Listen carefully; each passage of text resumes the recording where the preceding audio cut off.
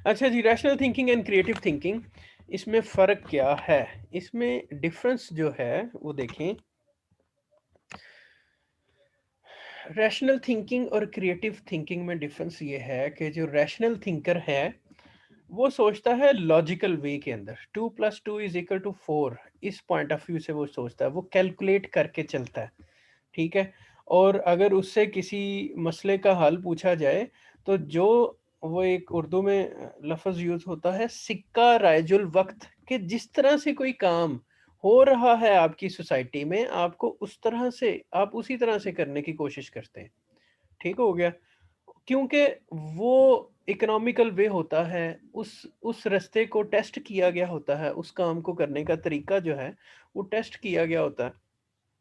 इस वजह से रैशनल थिंकर जो है वो इकोनॉमिकल पॉइंट ऑफ व्यू से भी चल रहा होता है कि कहीं जो मुझे सॉल्यूशन मिला है अपने मसले का, वो कहीं एक्सपेंसिव तो नहीं है बहुत ज़्यादा, ठीक हो गया? सो इस वजह से जो रूटीन में चीज़ें चल रही होती हैं, वो उन्हीं को फॉलो करते हुए उस मसले को हल करता है। जबकि क्रिएटिव थिंकिंग वाला पर्सन जो है, ये आउट ऑफ बॉक्स सॉल्यूशन निकालने की कोशिश करता है। ठीक है। अब देखें, सीढ़ियाँ पहले एग्ज़िस्ट करती थी बिल्डिंग्स में ऊपर जाने के लिए, फर्स्ट फ्लोर पे, सेकंड फ्लोर पे, थर्ड फ्लोर पे जाने के लिए। लेकिन क्रिएटिव थिंकिंग वाले बंदे ने कहा कि यार ये इतनी एफर्ट करनी पड़ती है सीढ़ियाँ चढ़ने के लिए, तो आप लिफ्ट लगा दें उसके अंदर, ठीक हो गया। अ, सड़कें आज भी अवेलेबल हैं एक शहर से दूसरे शहर जाने के लिए, लेकिन क्रिएटिव थिंकिंग वालों ने कहा कि यार इसमें तो टाइम बड़ा लगता है। सो हम बेशक थोड़ा-सा महँगा तरीका हो जाए, लेकिन हमें स्पीड से जाना है, तो रेल रेल जो है उसका आइडिया जनरेट हुआ, उसके ऊपर काम हुआ, तो स्पीड बेहतर हो गई। एंड देन उसके बाद फिर क्रिएटिव थिंकिंग वालों ने कहा कि नहीं, ये भी टाइम ज़्यादा लग रहा है, तो बुलेट ट्रेन्स जो है उसका आइडिया आ गया। ठीक है, ऑल्दो वो और ज़्यादा महँगा था, लेकिन उसमें टाइम सेव हो रहा है। उसके बाद फिर आइडिया जो है वो जहाज़ वाला आ गया कि you can travel through airplanes, ठीक हो गया।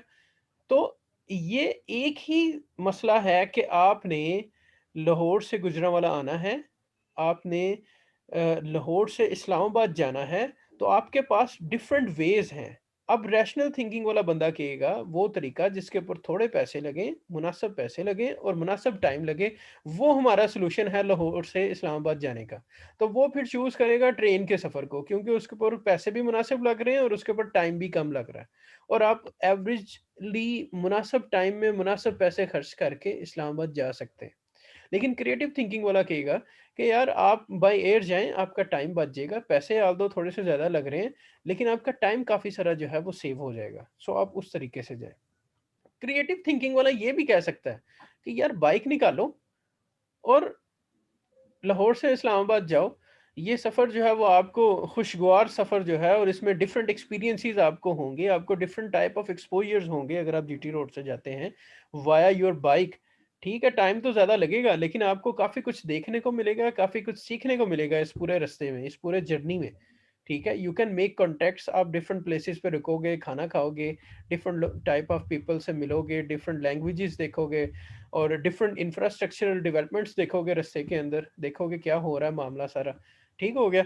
सो क्रिएटिव थिंकिंग वाला आपको ये भी आइडिया दे सकता है, ठीक है? तो क्रिएटिव थिंकिंग वाले ने किसी भी मसले का आउट ऑफ बॉक्स सॉल्यूशन निकालना है, रूटीन से हट के सॉल्यूशन निकालना होता है। और जो रैशनल थिंकिंग वाला है, इसने रूटीन वाला सॉल्यूशन आपको देना है, जो कि आम तौर पे लॉजिकल लोग जो हैं, उनको वो तरीका पसंद आता है। तो ये है डिफरेंस दोनों में। ठीक है? तो आपको अपने रिसर्च टॉपिक के ऊपर रैशनली भी सोचना है, आपको अपने रिसर्च टॉपिक के ऊपर क्रिएटिव थिंकिंग के पॉइंट ऑफ व्यू से भी सोचना है। और रैशनल थिंकिंग और क्रिएटिव थिंकिंग के एंड पे you will get some outcome, आपका आप कोई हल निकालेंगे। इसको आगे देखते हैं, आगे कुछ रिसर्च क्वेश्चंस, आगे कुछ क्वेश्चंस हैं, जिनकी बेसिस के ऊपर आपकी ये जो आउटकम निकली होगी ना, रैशनल थिंकिंग के ऊपर और क्रिएटिव थिंकिंग के ऊपर, उस आउटकम को एक्सेप्ट या रिजेक्ट करने का भी एक हमारे पास क्राइटेरिया है, उसकी बेसिस के ऊपर आप कर सकते हैं उसे। अच्छा जी, ये डिफरेंस हो गया। उसके बाद examining own strengths and interest, आपको अपनी स्ट्रेंथ्स और इंटरेस्ट जो हैं उसको भी देखना है रिसर्च टॉपिक के ऊपर काम करते हुए। Having some academic knowledge is very important, जिस टॉपिक के ऊपर आप काम करना चाह रहे हैं उसके मतलब कुछ एकेडमिक नॉलेज होना ज़रूरी है। Look at those assignment for which you have received good grade. आप ये देखें, आपने अगर अपना इंटरेस्ट देखना है तो आप कुछ असाइनमेंट्स ऐसी देखें, कुछ प्रोजेक्ट्स ऐसे देखें जिनके ऊपर आपने अच्छे ग्रेड लिए हैं, कुछ सब्जेक्ट्स देखें जिनके ऊपर आपने अच्छे ग्रेड लिए हैं। तो आप उन सब्जेक्ट से रेलिवेंट टॉपिक्स के ऊपर काम करने की कोशिश करें, क्योंकि उसमें आपका इंटरेस्ट भी है। ठीक है, आपका इंटरेस्ट है, आपने उसके ऊपर ऑलरेडी काम किया हुआ है, you know lots of things about that subject. So इस वजह से आप अगर उसके ऊपर काम करते हैं तो उसका आपको फायदा होगा, और उसमें आप क्रिएटिविटी जो है वो अपनी इन्वॉल्व कर सकते हैं, और उसके आउटकम्स आप अच्छे निकाल सकते हैं, और उसके रिजल्ट्स आप ऐसे निकाल सकते हैं जिसका पब्लिक को फायदा हो, जिसका मास लेवल पे फायदा हो। That is an important thing research में, कि आप जो भी आउटपुट लेके आ रहे हैं क्या उसका जनरली पब्लिक को फायदा हो रहा है, मैसेज को फायदा हो रहा है उसका कि नहीं। You may, as part of your reading, be able to focus more precisely on sort of ideas about which you wish to conduct your research. ठीक है, रीडिंग के साथ साथ, ठीक है, आप प्रिसाइसली फोकस कर सकते हैं उन आइडियाज के ऊपर which you wish to conduct your research. There is a need to think about your future. आपको अपने फ्यूचर के मतलब भी देखना है कि क्या आप जिस टॉपिक के ऊपर काम कर रहे हैं वो आप प्रैक्टिकली जब जॉब करने जाओगे तो उस जॉब के दरमियान आपसे अगर इंटरव्यूअर ये पूछे कि जनाब आपकी फील्ड तो फाइनेंस थी और ये मार्केटिंग में आपने क्या रिसर्च की है, ठीक है, तो it would be a big question जिसका आंसर देना आपको मुश्किल हो जाएगा। या तो आप उसी डायमेंशन में रहें ना, उसी फील्ड में रहें, या फिर आपने अगर मार्केटिंग की तरफ गए हैं तो फिर आपके 4 5 6 रिसर्च पेपर्स उसके ऊपर हों, तो फिर आप कहो कि ठीक है जी, आप मेरी उसमें मैंने स्पेशलाइजेशन की है, लेकिन मेरा इंटरेस्ट मार्केटिंग के अंदर भी है और मैंने मार्केटिंग के ऊपर 4 5 रिसर्च पेपर्स पब्लिश किए हैं। इससे ज़ाहिर होता है कि मेरा उसमें नॉलेज भी है, मेरा उसमें इंटरेस्ट भी है, सो दैट्स व्हाई आपकी जॉब भी मार्केटिंग से रेलिवेंट है, that's why I am here. ठीक है, सो आपका अपना फ्यूचर जो है उसको भी अलाइन करना है विद योर रिसर्च टॉपिक, ताकि मार्केट में जब आपसे इंटरव्यूज में उस टॉपिक से रेलिवेंट क्वेश्चंस हों तो आप उनको जस्टिफाई कर सको, आप इस पोजीशन में हो कि आप उनको सेटिस्फाई कर सको इंटरव्यूअर को। Looking at past project titles, आप पिछले जो पब्लिश्ड वर्क है उसके टाइटल से भी कुछ आइडिया जनरेट कर सकते हैं। ठीक है, मतलब आपने अपना टॉपिक डिसाइड करना है ना, तो एक अच्छा तरीका ये है कि आप किसी जर्नल की, किसी अच्छे जर्नल की वेबसाइट पे जाएं, और उस वेबसाइट पे जाके उधर एक पोर्शन होता है कॉल फॉर पेपर का। कॉल फॉर पेपर के ऊपर उस जर्नल ने अ, जो आगे 2 3 माह बाद वो जिन टॉपिक्स के ऊपर पेपर एक्सेप्ट कर रहा है वो टॉपिक्स दिए होते हैं कि जी आप हमें इन इन टॉपिक्स के ऊपर रिसर्च करके भेजें। ठीक है, तो आप उन रिसर्च के टॉपिक्स के ऊपर रिसर्च करके अगर उन जर्नल्स को भेजते हैं और उनको आपका काम पसंद आ जाता है तो वो आपका काम पब्लिश कर सकते हैं। ठीक हो गया। सो ये है एक तरीका फ्यूचर से रेलिवेंट, कॉल फॉर पेपर से रेलिवेंट। दूसरा तरीका ये है कि आप उसी जर्नल के पहले से पब्लिश्ड पेपर्स जो हैं उनको देखें, उनके टाइटल्स देखें, उनके एब्स्ट्रैक्ट्स देखें। तो इस तरह से भी आपको कोई आइडिया मिल सकता है और उस आइडिया को आप परसू कर सकते हैं। ठीक है, तो पास्ट लिटरेचर, किसी जर्नल के पास्ट पब्लिश्ड पेपर्स, या फिर उसका call for paper. Call for paper का फ्यूचर के साथ ताल्लुक है कि जिसके ऊपर वो अब एक्सेप्ट कर रहा है रिसर्च प्रोजेक्ट्स, और पास्ट पेपर जो है वो पुराना मटेरियल जो है जो वो जर्नल पब्लिश कर चुका है वो काम है। तो आप उसके ऊपर भी जो है वो कुछ आइडिया जनरेट करके चल सकते हैं। सो आपने आइडिया जनरेट करना है ना, तो दीज आर डिफरेंट वेज। तो आप डिजर्टेशंस देख लें, आपकी अपनी पंजाब यूनिवर्सिटी की जो लाइब्रेरी है उसके अंदर ये डिजर्टेशंस जो हैं वो अवेलेबल हैं। आपसे पहले जो स्टूडेंट्स हैं, आपके जो सीनियर स्टूडेंट्स हैं, उन्होंने किए हुए हैं, थीसिस हैं उन्होंने किए हुए हैं, आप ये देख सकते हैं। ठीक है, उसके बाद scan your universities list of past project titles, titles for anything that captures your imagination. ठीक है, यूनिवर्सिटी की लिस्ट ऑफ पास्ट प्रोजेक्ट्स जो है उनके टाइटल्स को देख लें आप। स्कैनिंग एक्चुअल रिसर्च प्रोजेक्ट्स, कुछ जो काम रिसर्च प्रोजेक्ट्स पे हो चुका है उनको देख लें। You need to be beware the fact that a project is in your library is no guarantee of the quality of the arguments and observations it contains। ठीक है, अब देखें जो आपकी लाइब्रेरी में जो प्रोजेक्ट्स पड़े हुए हैं, ज़रूरी नहीं कि वो प्रोजेक्ट्स जो हैं वो अच्छे भी हों, ठीक है? इट्स लाइक कि वो प्रोसेस से गुज़रे और शायद उस वक़्त जो है वो जितनी जिस तरह से सुपरवाइज़र ने काम करवाया वो चला गया, सुपरवाइज़र की स्किल जो बंदा काम कर रहा है उसकी स्किल, फिर सुपरवाइज़र के पास टाइम नहीं है, ठीक है? वो प्रॉब्लम। तो इस वज़ह से ये ज़रूरी नहीं कि आपकी लाइब्रेरी में जो प्रोजेक्ट्स पड़े हैं वो स्टैंडर्ड है जिसको आपने फॉलो करना है। आपके लिए स्टैंडर्ड कोई अच्छा जर्नल उसका पब्लिश्ड वर्क जो है वो आपके लिए स्टैंडर्ड हो सकता है, उसको आप फॉलो करें। और इसमें जर्नल्स की कैटेगराइजेशंस भी होती हैं। There are different different level of journals, ठीक है? क्वालिटी पॉइंट ऑफ व्यू से। उसमें एक वर्ड यूज़ होता है इम्पैक्ट फैक्टर। अब इम्पैक्ट फैक्टर जो है वो बेसिकली किसी जर्नल के इम्पैक्ट के मतलब बता रहा होता है। तो ये जितना ज़्यादा किसी जर्नल का होता है उस जर्नल में पब्लिश पेपर की उतनी वर्थ होती है, सो उतनी उस पेपर की उस टॉपिक की अथेंटिसिटी होती है। ठीक हो गया? सो क्वालिटी के पॉइंट ऑफ व्यू से आपको फिर अच्छे इम्पैक्ट फैक्टर वाले जर्नल्स पे जाना होता है और अच्छे इम्पैक्ट फैक्टर वाले जर्नल्स जो हैं उनको आपने देखना होता है और उनको रेफरेंस के तौर पे आपने यूज करना होता है। So looking at past project title, it's very important. ये एक अच्छा तरीका है। देखें आपके जहन में अगर कुछ नहीं आ रहा ना तो देन आप पास्ट प्रोजेक्ट्स जो हैं उनको देख सकते हो। आप जैसे मैंने आपको बताया अच्छे इम्पैक्ट फैक्टर वाले जर्नल्स जो हैं उनको देख सकते हो कि उनमें क्या चल रहा है आजकल। उनकी कॉल फॉर पेपर्स देख सकते हो, उनके रिसेंटली पब्लिश्ड वर्क जो है उसको देख सकते हो। जी बच्चे। तो ये डिसर्टेशन क्या है? डिसर्टेशन और थीसिस एक ही चीज़ है, अल्टरनेटिवली यूज़ होता है ये। डिसर्टेशन थोड़ा सा आप कह लें क्वांटिटी में थोड़ा से पेजेस जो हैं वो इसके ज़्यादा होते हैं, अदरवाइज ये अल्टरनेटिवली वर्ड्स जो हैं ये यूज़ होते हैं। तो सेम ही चीज़ है, thesis and dissertation is like substitutes. Okay sir. अच्छा जी, नेक्स्ट में हम मूव कर रहे हैं डिस्कशन। आप डिस्कशंस कर सकते हैं अपने कोलीग्स के साथ, अपने फ्रेंड्स के साथ, यूनिवर्सिटी ट्यूटर के साथ आप डिस्कस कर सकते हैं।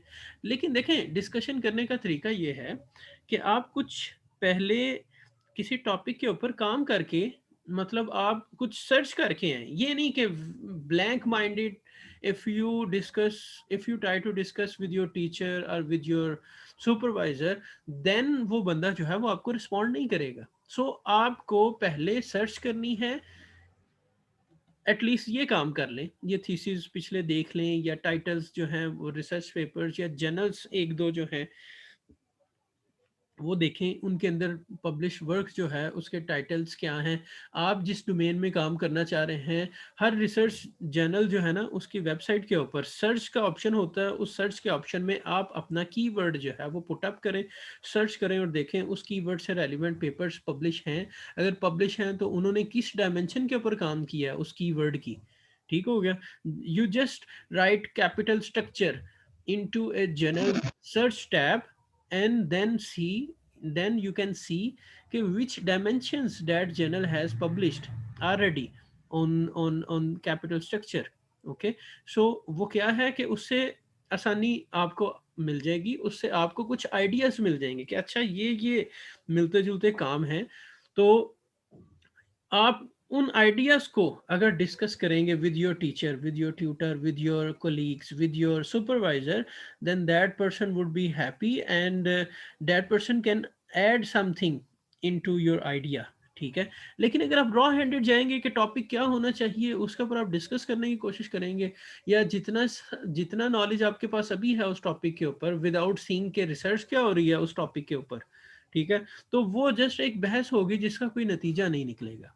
ठीक है? सो बेटर इज कि आप कुछ आइडियाज जो हैं वो अपने साथ लेके जाएं और उन आइडियाज को डिस्कस करें विद योर ट्यूटर कि क्या ये वर्केबल है, क्या वो शुरू वाले 3 क्वेश्चन, क्या ये वर्थवाइल है, क्या ये फिजिबल है और क्या ये रेलिवेंट है कि नहीं। इन 3 चीज़ों को आपने उस टॉपिक के ऊपर आपने अप्लाई करना है। एंड अगर आपका ट्यूटर, आपका सुपरवाइजर जो है वो आपको गो अहेड देता है कि yes you can do work on this topic, तो फिर आप उस टॉपिक के ऊपर काम शुरू करें। तो डिस्कशन जो है वो करने से आपको समटाइम्स न्यू आइडियाज़ भी मिल जाते हैं। अब अपने ट्यूटर को जाके कैपिटल स्ट्रक्चर, कंपनी के कैपिटल स्ट्रक्चर और फर्म परफॉर्मेंस का आइडिया बताते हैं और डिस्कस करने की कोशिश करते हैं कि इसके ऊपर काम करना चाहिए कि नहीं, तो वो शायद आपको कह दे कि यार ये पुराना हो गया काम, it's obsolete work, it's an older work, अब इसके ऊपर काफ़ी सारा पब्लिश मटेरियल अवेलेबल है, सो बेटर इज़ कि आप कैपिटल स्ट्रक्चर और डिविडेंड पॉलिसी को डिस्कस कर लो, ठीक है, या आप कैपिटल स्ट्रक्चर और टॉप मैनेजमेंट टीम जेंडर को डिस्कस कर लो। ठीक हो गया कि जो सीईओज हैं वो अगर फीमेल्स हैं तो क्या वो डेट की तरफ टिल्टेड हैं कैपिटल स्ट्रक्चर में या इक्विटी की तरफ टिल्टेड हैं। अगर वो मेल हैं सीईओज एंड सीएफओज तो उस केस में क्या वो डेट की तरफ टिल्टेड है या इक्विटी की तरफ टिल्टेड है। तो इट्स अ न्यू आइडिया, तो आप इसके ऊपर काम सर करेंगे तो ये कंट्रीब्यूट करेगा। जी बच्चे, एक्सक्यूज मी सर, सर आप किसी पार्टिसिपेंट को मीटिंग से आउट कर सकते हैं? क्या करना है? सर किसी पार्टिसिपेंट को आप मीटिंग से आउट कर सकते हैं ना? मीटिंग से आउट करना है? यहाँ पे ना क्लास में, हाँ हमारी क्लास बट में सर ना। सो डिस्कशन के लिए ज़रूरी है कि आपके पास कुछ आइडियाज़ पहले से हों। उन आइडियाज़ को पॉलिश करने के लिए आप डिस्कशंस कर सकते हैं, ठीक है। And then searching the literature, literature search करना जो है उससे भी आप जो है वो कुछ आइडिया जनरेट कर सकते हैं। ये देखें, ये हम टेक्निक्स जो है वो पढ़ रहे हैं, जिन टेक्निक्स के थ्रू आप लिटरेचर को सर्च कर सकते हैं। As part of your discussion relevant literature में also be suggested. For example, Sharp et al. 2002 discuss type of literature that are of particular use for generating research ideas.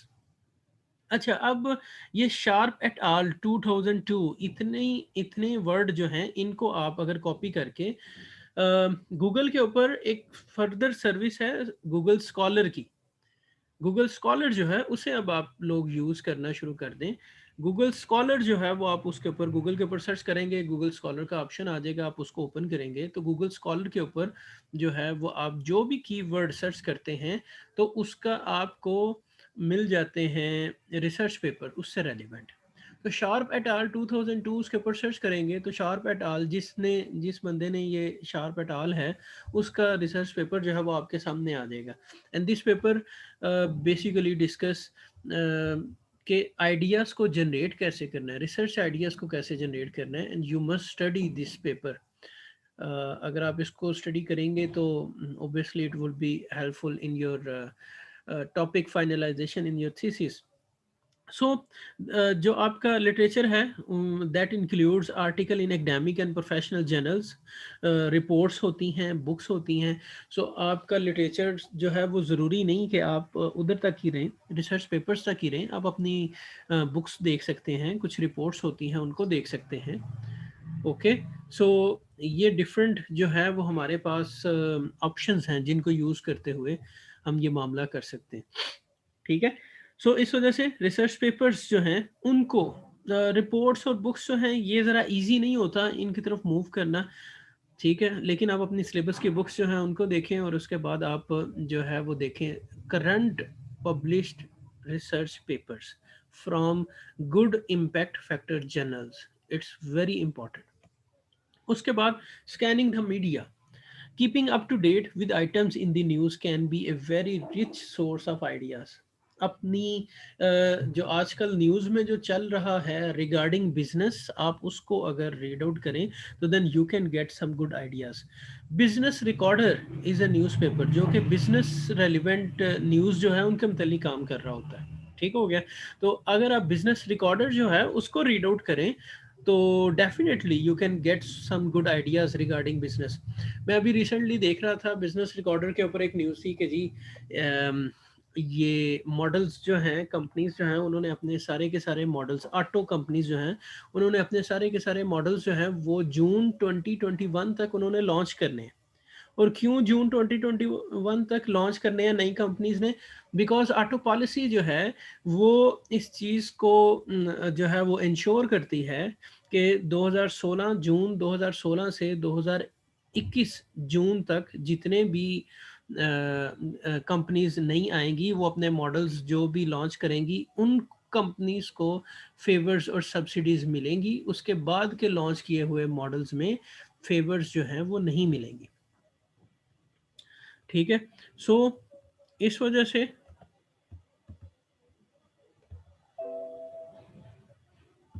Okay